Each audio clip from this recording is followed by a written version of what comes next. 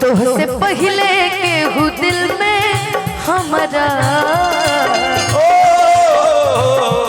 सुना आइल चाहे गाइल न रहे प्यार कल परसों के गाइल न रहे भुला गइलू ऐसे जैसे भाइल न रहे ई प्यार कल परसों के गाइल न रहे भुला गइलू ऐसे जैसे भाइल न रहे ओ नजरिया चढ़ावल बहुत बात होला नजरिया चढ़ावल बहुत बात होला। और देखिए ये अंतरा बड़ी सुंदर बा देखी देखी हमके अब ता और हंसता जमाना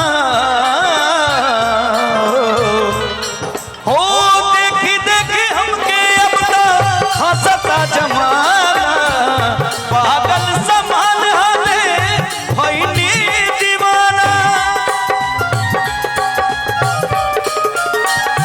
हो देखी देखी हमके अब तो हंसता जमाना पागल समान हो के वही दीवाना यस राधरावल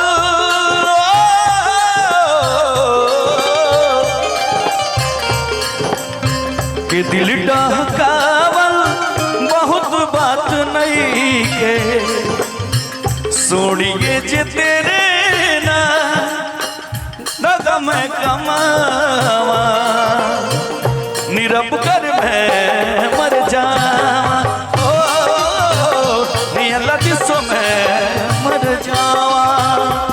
भैया दुनिया में सब कुछ करिहा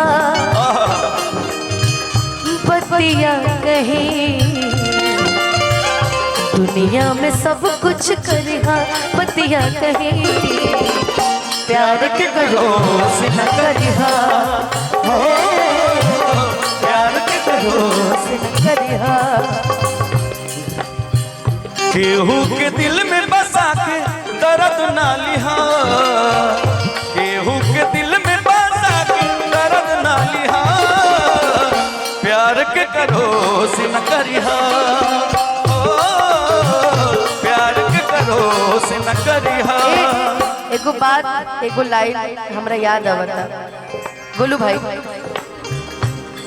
जब साथ देवे के ना रहे जब साथ देवे के ना रहे तब प्यार काहे के कैला तू जब पल तड़पे दिल आह भरे पल पल तड़पे दिल आह भरे काहे हमारा के छोड़ चली कैला तू जब साथ देवे के ना रहे नजरिया चढ़ावल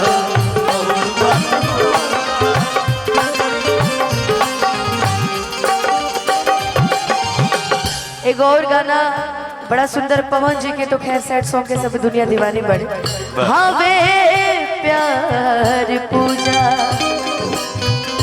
हवे प्यार ईश्वर ई बात केहू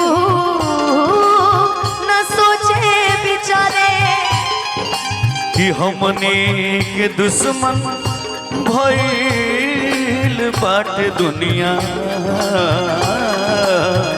आज जी मायाब केहू पाथर न मारे ना कोनो हाट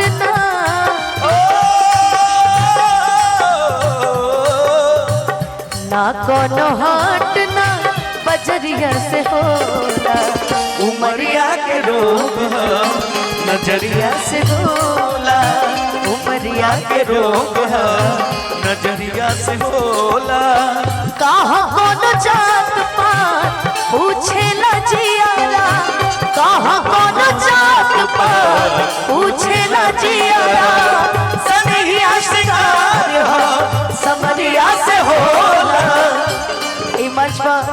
आशुतोष जी भी बैठल बानी, मऊ से आइल बानी।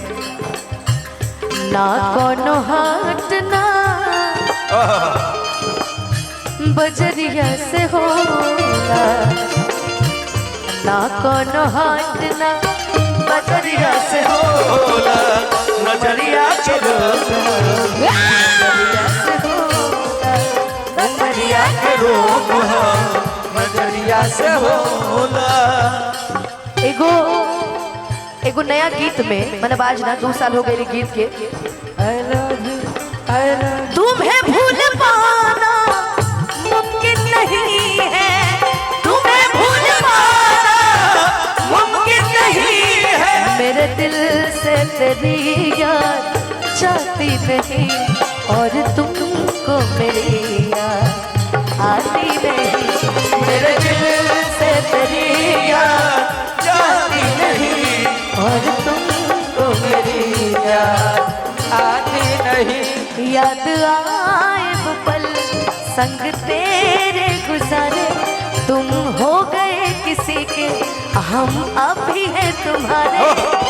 तुम्हें भूल पाना मुमकिन नहीं है, तुम्हें भूल पाना मुमकिन नहीं है। मेरे दिल से तेरी याद जाती नहीं, और तुमको मेरी याद आती नहीं।